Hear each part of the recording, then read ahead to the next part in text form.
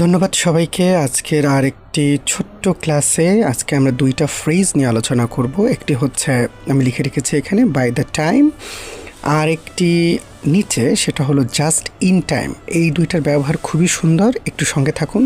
By the time এটার যদি কেউ শর্ট করে মনে রাখতে চায় যে আমি তাড়াতাড়ি কীভাবে মনে রাখবো, তো যখন ততক্ষণে বা যখন ততক্ষণে মিনিংটা কীরকম উদাহরণ পড়লে বোঝা যাবে। আর যদি একটু ডিটেল বলি তাহলে এরকম, কোনো কাজ হওয়ার আগেই অন্য কাজ হয়ে যাওয়া বা কোনো ঘটনা ঘটার আগে অন্য যে ঘটনাটা ঘটে যাবে তখন আমরা ব্যবহার করব বাই দ্য টাইম। এখন বাই দ্য টাইম স্ট্রাকচার অনুযায়ী আলোচনা করে তাহলে কখন ব্যবহার করব, যে কাজটা পরে হবে তার আগে আমরা কী করব, বাই দ্য টাইম ব্যবহার করব। তো যে কাজটা পরে হচ্ছে বলতে কীরকম দেখেন, by the time I arrived the train had left, অর্থাৎ ট্রেনটা চলে যাওয়ার পরেই আমি পৌঁছে গেলাম। তো এটা কিছুটা কীরকম, আপনারা যখন পাস্ট সিম্পল উইথ পাস্ট পারফেক্টের যে গঠনটা পড়ে থাকেন বা প্রেজেন্ট সিম্পল উইথ প্রেজেন্ট পারফেক্টের যে গঠনটা পড়ে থাকেন, কোনো কাজ হওয়ার আগে অন্যটা কাজ হয়ে যাওয়া, আফটারের পরে বিফোরের পূর্বে যেরকমটা পড়েছেন কিছুটা ওই রকমই, ওই নিয়ম দিয়ে মনে রাখতে পারবেন, ব্যবহারটা একটু দেখে শুনে করতে হবে আর কি। তো আমি আবার নিচের উদাহরণটা পড়ে দিচ্ছি। By the time you come I will have finished my work, অর্থাৎ যখন তুমি আসবে ততক্ষণে আমি আমার কাজটা শেষ করেই ফেলবো। তাহলে এই যে অংশটা, এই অংশটার আগে কিন্তু বাই দ্য টাইম বসবে না, এই অংশটার আগে বসবে না, এই যে জিনিসটা পরে হবে আপনি তার পূর্বে বাই দ্য টাইম ব্যবহার করতে পারবেন। আচ্ছা, বাই দ্য টাইমের একটা খুব জেনারেল ইউজ আছে যেটা এত কিছু মাথায় রেখে করা হয় না, স্বাভাবিকভাবে আপনি করতে পারবেন।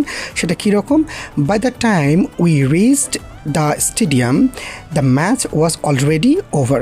তার মানে এখানে এরকম কোনো টেন্সের প্যাটার্ন, এত প্যাটার্ন না, এটা সাধারণ নিয়মে। সেটা কীরকম, যদি আপনি মনে করেন যে আপনি কোথাও একটা যেতেই তার আগে বা কোনো একটা করতেই তার আগে আর একটা কাজ হয়ে গেছে, যে কাজটা হয়ে গেছে সেটা আপনি পরে বলবেন, আর যেটা আপনি করতে গিয়ে ওটা হয়ে গেছে সেটা আপনি এর সঙ্গে বসাই দেবেন। যেমন যে উই রিচড দ্য স্টেডিয়াম, এটা কিন্তু আগে না, এটা পরে হয়ে গেছে। Are the match was already over, এটা কিন্তু হয়ে গেছে আগে, এইটা শেষ হওয়ার পরে আপনারা গেলেন। তার মানে বাই দ্য টাইম আপনি এইভাবে ব্যবহার করতে পারবেন। আপনি এটা স্পেশালি বিহেভিয়ারিতে ব্যবহার করতে পারেন, যেখানে আপনি যখন গেলেন তার আগে খাবার শেষ হয়ে গেছে, তো বলতে পারেন by the time we arrived the food was over. আপনি এভাবে বলতে পারবেন, খুব মজার একটা বিষয় নিয়ে বলতে পারবেন। 2 নাম্বার যেটা, সেটা আরও সুন্দর, সেটা কীরকম, just in time. Just in time আমরা শুধুমাত্র ইন টাইম এবং অন টাইমের যদিও আমি ক্লাস দিইনি, আমি দিব। তো ইন টাইম যেটা, ইন টাইমটা আমরা জানি কোনো কাজ যদি নির্দিষ্ট সময়ের পূর্বে হয়ে যায়, তো এটাও ঠিক একই মিনিংয়ে কিন্তু একটু পার্থক্য আছে, সূক্ষ্ম পার্থক্য পড়লে বোঝা যাবে। দুইটা এখানে বাংলা আমি লিখে রেখেছি। একটা হচ্ছে ঠিক সময় মতো আমরা কিন্তু অন টাইমে পড়তাম, কিন্তু এখানে ঠিক সময় মতো জাস্ট ইন টাইমের ক্ষেত্রে আমরা ব্যবহার করতে পারবো। আর একটা লিখে রেখেছি কি, শেষ মুহূর্তে কিন্তু দেরি না করে। শেষ মুহূর্তে দেরি না করে বলতে কীরকম, আপনি পরীক্ষার ফর্ম জমা দেবেন, আপনি একদম শেষ মুহূর্তে আপনার অফিস বন্ধ হবে তার ওখানে গিয়ে আপনি ফর্মটা জমা দিলেন, এরকম ক্ষেত্রে আপনার জাস্ট ইন টাইম বলতে পারবেন। আচ্ছা, ঠিক সময় মতো আমি যেভাবে উদাহরণটা লিখেছি যে we reached the station just in time to catch the train. আচ্ছা, কীরকম, যে ট্রেনটা একদম যাবে ওই সময় কিন্তু আমরা পৌঁছে গেছি ওখানে, তাহলে just in time to catch the train, একদম গিয়ে ট্রেনটা ধরে ফেলেছে ঠিক সময় মতো, যেটা হয়ে গেল। আপনি যে জিনিসটাকে বোঝাবেন তার পূর্বে এটা তাকে মডিফাই করবে, তো আপনি তারপরে জাস্ট ইন টাইম আপনি বসাই দেবেন।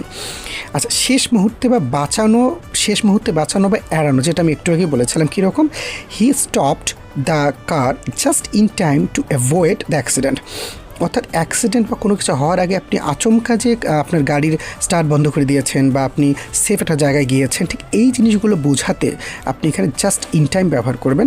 আর আমি আবারও বলছি, যে জিনিসটা আপনি অ্যাভয়েড করবেন বা যে জিনিসটা থেকে আপনি বাঁচার চেষ্টা করছেন বা যেটার জন্য আপনি প্রবলেমে পড়ছেন, সেইটার আগেই কিন্তু আপনাকে জাস্ট ইন টাইমটা বসাতে হবে, এটা কিন্তু একটু মাথায় রাখতে হবে।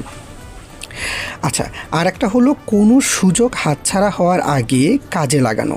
এটা কীরকম, এটা সব ক্ষেত্রে হতে পারে, আপনার পারিবারিক ক্ষেত্রে হতে পারে, ব্যবসার ক্ষেত্রে হতে পারে, সব ক্ষেত্রে ব্যবহার করতে পারবেন। উদাহরণটা পড়লে আমরা ক্লিয়ার হয়ে যাব। আমি এখানে লিখে রেখেছি she submitted the assignment just in time, অর্থাৎ আপনার অ্যাসাইনমেন্ট জমা দেওয়ার একটা সময় ছিল, সেই সময়টার একদম জাস্ট আগে, মানে এখনই সুযোগটা হাতছাড়া হয়ে যেত, তার আগে আপনি সাবমিটেড করে দিলেন। ধন্যবাদ সবাইকে।